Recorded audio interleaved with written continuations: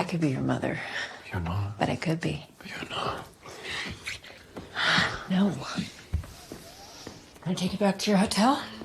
He deliberately left his watch behind, a reason, perhaps an excuse, for the story between us to continue.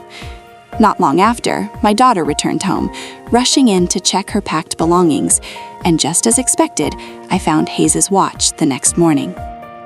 I drove my daughter and her friends to their summer camp, and with 3 months of solitude ahead of me, I saw it as a chance to figure out my own life. That night, just before bed, I noticed a message from Hayes. He had used the art gallery's invoice to track me down. He invited me to spend the weekend with him in New York. At first, I resisted, making excuses for why I shouldn't go, but deep down, I knew the truth. I wanted to see him again. After much hesitation, I boarded a flight to New York and headed straight to his hotel. The moment I walked in, there was no hesitation from him, no wasted time. He pulled me into his world, and we spent an unforgettable night together, a night of passion, laughter, and music. A few hours later, we ordered food, singing along to songs between bites. In a playful moment, he twirled me around in an impromptu dance, and as we caught our breath, he started composing a new song right then and there, inspired by me. As we talked, he opened up about his own pain, how years ago a famous singer had humiliated him by making him perform at her child's birthday party. He told me his biggest fear wasn't failure, but being made into a joke. I assured him he was anything but that. He was real, brilliant, and someone who mattered. The next morning, I woke early, planning to slip away before his concert that evening, but he had a different idea. He asked me to come with him on his European tour. I protested, grasping for reasons to say no, but he had already anticipated them. He knew my daughter was away, and he had even bought every piece of artwork from my gallery, clearing my obligations. He had removed every excuse. I hesitated, but something shifted. Maybe the way he looked at me, maybe the intoxicating idea of escaping my reality for a little while longer.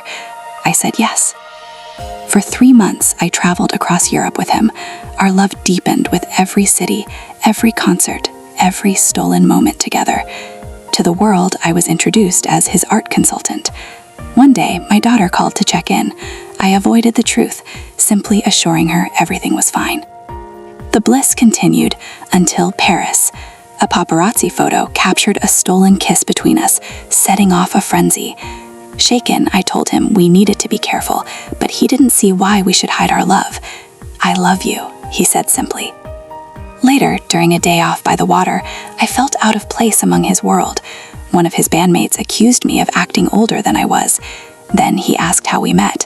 When I told the story of that first night, they exchanged knowing glances. It wasn't special. It was a routine move he had used before. Hearing the list of his past lovers shattered something inside me. Humiliated, I tried to leave.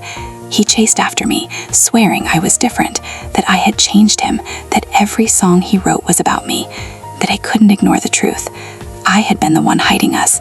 I had never fought for us openly, and faced with it all, I did what I knew best. I ran.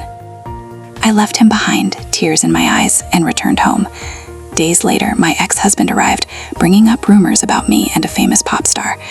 Watching the chaos unfold, I realized karma had come full circle in his own life. Soon after, I learned our relationship had exploded across the internet. Realizing how this could affect my daughter, I rushed to her summer camp. She was hurt, not because of the relationship, but because I had kept it secret. After a heartfelt conversation, I regained her trust. With nothing standing in our way, I found Hayes again and apologized. We started over. For a while, our love flourished openly. But then the darker side came: harassment, paparazzi, cruel attention. Even my daughter faced backlash at school.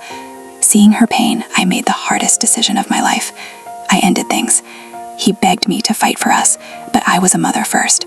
I walked away to protect my daughter. Days later, he came to my door, pouring out his heart. We both knew the world wouldn't make things easy, so we made a promise, 5 years apart, to let the chaos settle, to give my daughter time to grow up in peace.